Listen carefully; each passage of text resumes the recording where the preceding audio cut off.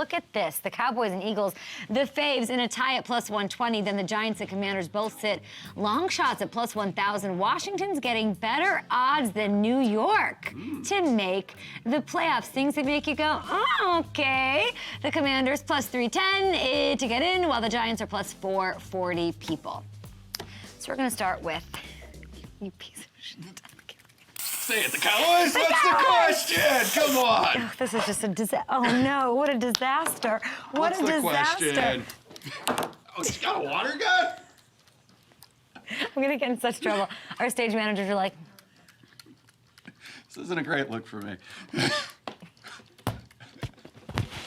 let's start with the Cowboys. They open their OTAs today. Cowboys OTAs, woohoo! My question for them is, how much longer is the window open? I know you guys are sick of me being like, oh, Kay talks about the window and this windowing, but that's what happens in this day and age in the NFL. When you look back on last year, the Cowboys, they had it all going. They finished 7-2 down the stretch. They steal the NFC East from the Eagles, and they earn the right to play at home in the playoffs, where they were undefeated during the regular season. But it was all lined up. As we know, it pretty much instantly fell apart against the Packers on Wild Card Weekend. Gotta shake it, Kay.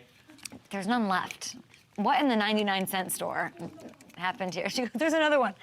There's another one, but the other one, Cat, isn't open. So now you want me to stand down. Here, you can use this old stuff. God. I need a man. I don't need you. Get out of here. Okay, so basically we all know it fell apart. Packers did their thing. Eric's Packers. Kudos and cheers to them. Okay.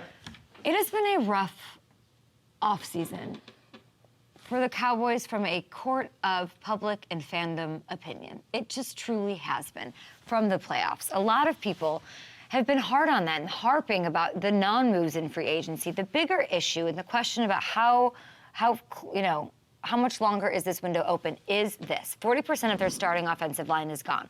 Tony Pollard is a Tennessee Titan. Stephon Gilmore played a huge role last year. He's out too. So with Dak counting for $55 million against the cap and no extension in place, CD another $18 while on his new deal, and Micah Parsons set to break records in his negotiations, the Cowboys couldn't do more than they did this offseason. They're hamstrung. And as much as people want to clown on, this front office and the lack of whatever, I don't know what the solution could have been. I will say this.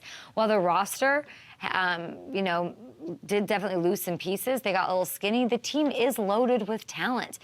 All the negativity, maybe that's what they need. Maybe that is the thing to fire them up and bring them together. Listen to Osa, their D-tackle, lovely, came on my show, and I asked him about this offseason narrative, what we think on the outside, but what's really going on inside. So the way I see it, this team knows how to find talent. They know how to draft. People were questioning a lot of the decisions that were made, like the last couple of years, like right. Tyler Smith. People questioned why we got Tyler Smith in the first round. He's an all-pro. You know what I mean? So guys, I think they're just doubling down and betting on what we have in the building, and I have no problem with that at all. So that's Osa Odigizua there. No problem there. They're excited. They know what they have. So, if that doesn't get you going, Cowboys fans, you're not going to get going. That's what I think. They need a little chip on their shoulder, and now they've got it. Next up, the Eagles. What's the question? Fly, Eagles, fly. I can't wait to see the compilation of all of these attacks on me and my greater good at the end of this thing, Jordan. Pick a football. What's the question? There's football down there. There's footballs out the wazoo. I got footballs coming out of my ears on this set. The Eagles. The question for the Eagles is, will these coordinator changes be enough to fix whatever the hell happened last year? I guess we're just never going to have that answer, but Philly spiraled. 1-6 finish, guys. Blowout loss in Tampa, as we all remember, in the wild card round. And it was clear losing Steichen and Gannon, that was a big part of the issue. Pass defense from first in 2022 to 31st. Top to bottom in 2020. That's crazy. They seem to be the emphasis of the offseason for this team and for, everybody. Let's get Vic Fangio in here. Let's get this, badass OG vibe. Let's get the return of C.J. Gardner-Johnson, Howie Roseman spending a first and second round pick on DBs. The offense was an issue, too. Passing game wasn't as crazy, but they went from 9th to 16th. So Jayden had 6 touchdown passes over the final 7 games. What happened? I feel confident it'll be better.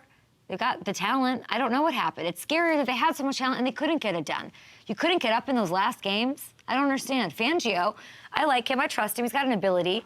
You know, he's got a track record. I like that. Kellen Moore, a bit of a wild card here. He did have 2 #1 ranked offenses in his 4 years at Dallas, but he was fired after the team stumbled in the playoffs. He went to LA to work with Justin Herbert last season. That didn't work either. So Kellen is now in Philly. You know, 3 strikes, you're out. I don't know. All eyes are on him to fix things. And it's interesting.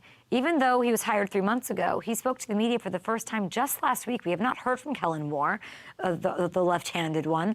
And here's what he had to say about keeping everyone there happy, because there are plenty of mouths to feed. That'll be a continuing building process. I think the biggest thing is having clear identity of who we want to be, and ultimately, week in and week out, understanding their role, you know, certainly through a game. There's going to be certain games where guys are going to get more attention than others. Understand that you're a big part of it. You may have the big-time assist on a play, you know, that gives us an opportunity for someone else to score a touchdown, and maybe the next week now it goes vice versa, and someone else has to help the other guy out. And so I think there's that continuous trust as we build this thing. Eagles fans, do we trust Kellen Moore?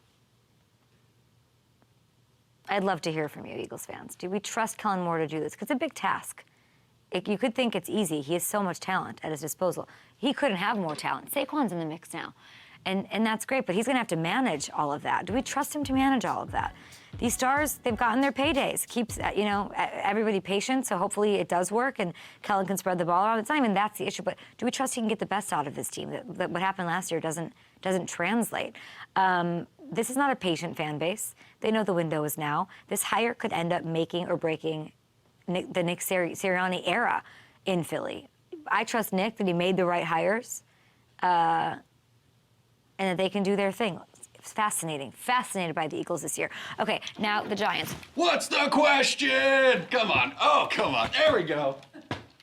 Guess who's back? These little weird things. All right. Charlie's Angels, I hear they're making a remake.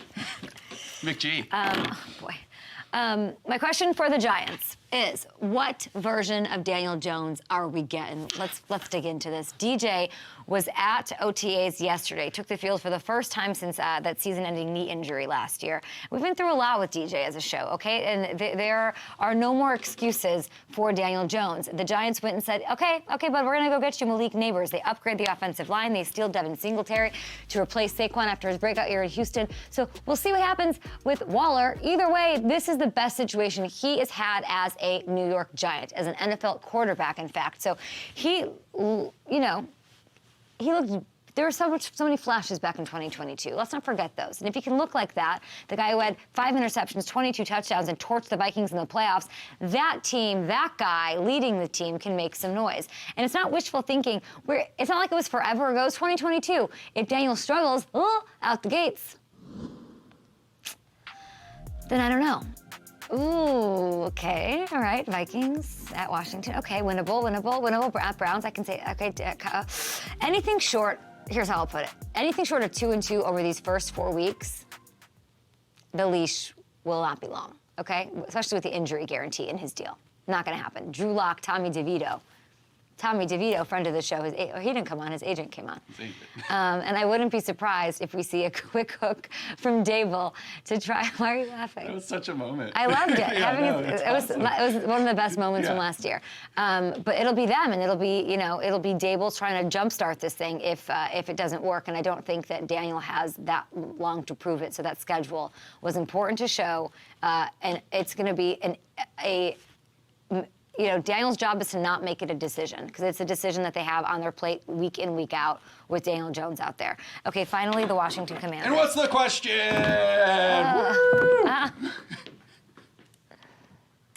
This is what in the name, it's actually hitting you. Yeah. What in the name of, I'm having my Charlie's Angels moment. I go, can we get a super soaker? Like a, and no. I need like this. I need to Al Borland Binford 5000, one of these things. The question that I have for my beautiful Commanders is, immediate impact of Jayden Daniels I'm fascinating about. How quick can he make an impact out the gates? I don't know if there's another team that's improved their roster as much as the Commanders have. I'm serious. I've talked about it a bunch. The big unknown, as with every single rookie quarterback since the dawning of time, is how quickly Jayden adapts to the NFL. And it's hard to find a player comp for him. I've talked to coaches, I've talked to GMs. We won't know the answer until week 1. His offensive coordinator, Cliff Kingsbury, plenty of questions about him, but he didn't have any about Jayden. He had glowing reviews out of rookie minicamp about how quickly he's picking things up and how hard he's working. Now, I've said it before, I'll say it again.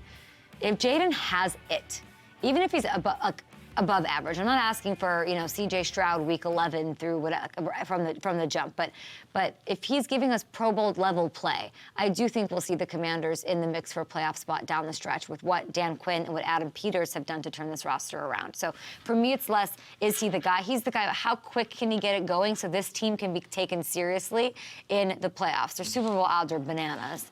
I wonder, what are their playoff odds maybe for Washington? Plus 320. I'd have some fun with that over at FanDuel Sportsbook.